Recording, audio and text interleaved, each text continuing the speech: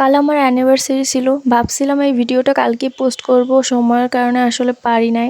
কেননা বাইরে গেলেই কেন যেন আমার একটু মাথা ব্যথা প্রচুর শুরু হয়ে যায়, আইসা আর ভিডিওটা এডিট করতে পারি নাই। তো চলো কালকে সারাদিন কী কী করছি সেইটাই শেয়ার করা যাক। হ্যালো, আসসালামু আলাইকুম গাইস, সবাই কেমন আছো? তো আজকে আজকে বলতে আমি সারাদিন পর এখন ভিডিও এডিট করতে বসছি। তাও কালকে ভিডিওটা আমি আপলোড করতে চাইছি, যদিও আমার এমনই হয় আগের দিনের ভিডিও পরের দিনে আপলোড করার, কি আর করার। যাই হোক, ওই দিন আমরা একটু প্ল্যান করছিলাম যে বাইরে ঘুরতে যাব, আর যেহেতু একটা প্রোগ্রাম আছে বাইরে কেনাকাটারও করার দরকার আছে, তো পরশুদিন শুক্রবারে আমাদের বের হওয়া হয় না, যার কারণে সব কাজ একদিনে পড়েছিল। তো ওই দিন আমরা সব কাজ শেষ করে চলে গেলাম বাহিরে। আর বুয়া না আসলে সেদিনকে যেই অবস্থা হয় কি আর বলবো। যেদিন দেখবেন আপনার বেশি কাজ থাকে বা আপনার বাসায় গেস্ট থাকে, ওই দিনকেই এই ম্যাডামদের কোনো খোঁজই পাওয়া যায় না। যাই হোক, আমার হাজব্যান্ড এত আমারে কল করছে, কি কি আর বলবো, ওর পর প্রচুর ক্ষুধা লেগে গেছিলো।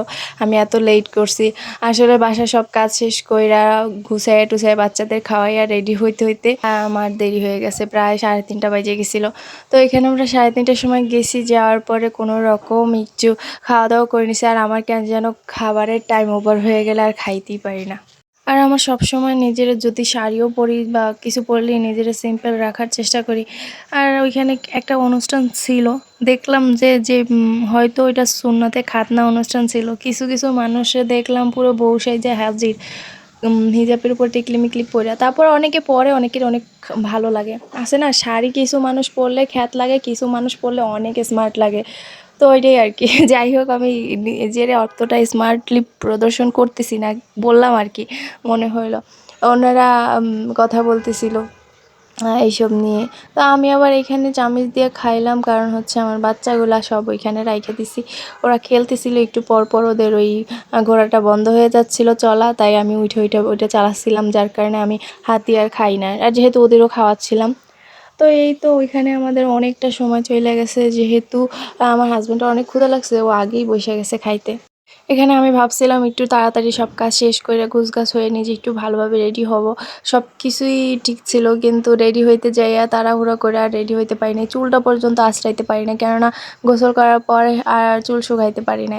আর যেহেতু আমার চুল একটু লম্বা, তো চুল শুকাইতে অনেক সময় লাগে, হেয়ার ড্রায়ার দিয়ে শুকাইতে গেলেও অনেক সময় লাগে।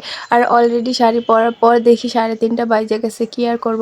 তারপরে চুলে একটা চিরো নিয়ে নিয়ে আমি চলে গেছি পুরো, কেননা ওইখান থেকে যদি ছবি তুলি শুধু সামনের দিকে আমি আশ্রয় নেব, আরটুকু আমি কাঁকড়া দিয়ে আটকাই রাখি সবসময়। আর যারা বাচ্চার মায়েরা আছে তারা তো জানি যে এর থেকে বেশি স্টাইল আমাদের দ্বারা হয় না, কেননা চুল খোলা রাখলে আমরা বেশি কাজ করতে পারি না, আর যেহেতু বাচ্চা কাচ্চা থাকে, ওদের পিছনে ছুটতে আমাদের অনেক কিছু এলোমেলো হয়ে যায়। আর এখান থেকে যেহেতু আমাদের খাওয়া দাওয়ার পর প্ল্যান ছিল আমরা একটু বাইরে যাব মার্কেটিং করতে, তো বসুন্ধরা যেতে গেলে তো অনেক সময় লাগবে, তাই আমরা ভাবতেছিলাম দুইজনকে নিয়ে গেলে দুইজন পারবো না, কেননা দুজন করলে উঠে বসে থাকে, কিছু কেনাও যায় না, কিছু করাও যায় না। তাই ভাবতেছিলাম যে এদের একজনকে রাইখা যাব। তো আমার ভাইকে বললাম যে আরব যেহেতু এখানে খেলতেছে, ওকে নিয়ে খেল, তারপরে ওর যখন খেলা হয়ে যাবে তখন বাসায় নিয়ে যেতে। আর আমার মেয়েরে এত বুঝাইতেছি, চলো মা তোমার জন্য ড্রেস কিনবো, তুমি চলো আমাদের সাথে, তোমার নিতে হবে।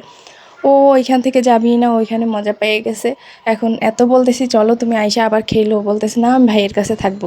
আর ওরা দুইজন 1.5 বছরের বড় ছোটো দুইজন এমন হয়ে গেছে, কারণ একজন একজনের ছাড়া থাকতে পারে না, একটু পর পর পর আমি ভাইয়ের কাছে যাবো। ছোটোর জন্য যদি বোনরে একটু কম দেখে তাইলে বলে আপু কই আপু। এই তো এগুলো আসলে জমজদের মতো হয়ে যায়। তারপর আমরা ওইখান থেকে আরাফরে বাসায় পাঠিয়ে দিয়ে আমি, আমার হাজব্যান্ড আর আমার মেয়ে চলে গেলাম বসুন্ধরায়। যাওয়ার পর এখানে সব কেনাকাটা করলাম, করার পরে এই জিনিসগুলো তো আমার খুব পছন্দের, আর গেলে এগুলো খাইতেই হবে আমার, আর আমার থেকে আমার হাজব্যান্ডের খুব পছন্দের।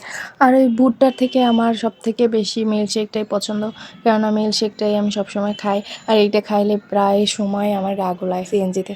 আমার আম্মা জানতো এখানে সারা মার্কেট ঘুরে ফিরে কেনাকাটা করার পর, দৌড়াদৌড়ি করার পর এখন সে ঘুমাই আছে তার বাবার কোলে। যেহেতু ও কোলে কোলে তো ওর অনেক অসুবিধা হইতেছে, আর এত বড় একটা বাচ্চা কোলে থাকলে তো, সারাক্ষণ যদি কোলে থাকে তখন তো একটু অসুবিধা হয়। আর অন্য দিনের থেকে কালকে ও খুব কমই কোলে উঠছে, সারা মার্কেট হাঁটছে। কিন্তু দেখবেন এমনি বাচ্চা কোলে নেওয়ার থেকে ঘুমন্ত বাচ্চা কোলে নিয়ে হাঁটতে বেশি অসুবিধা হয়।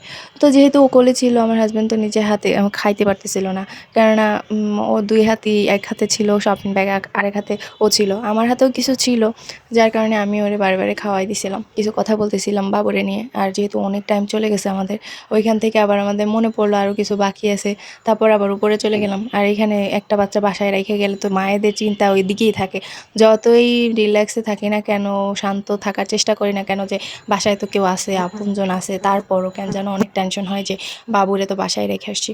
তো এই তো তারপর বাসায় রেখে আসছি, ভাইয়া অনেকবার ফোন দিছে যে কি করতেছি, আসি না কেন। তারপরে কি আর করবো, আমার মেয়ে তো প্রথমেই এই ঝিলমিল বেলুনগুলা দেখা সে এগুলা কিনবেই, আর সে সব সময় বাইরে গেলে এগুলা কিনে বাইরেই উড়াই দিয়ে আসে, যার কারণে এবার প্রথমে ওরে কিনে দিই নাই।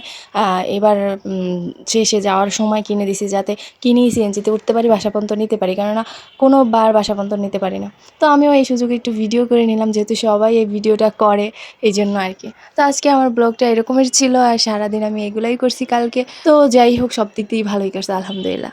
তো আমি আরেকটা কথা আপনাদের বলতে চাই, যে এটা আমার রিয়েল পেজ, এখানে সবাই আমাকে একটু বেশি বেশি সাপোর্ট করেন। থ্যাংক ইউ, আল্লাহ হাফিজ।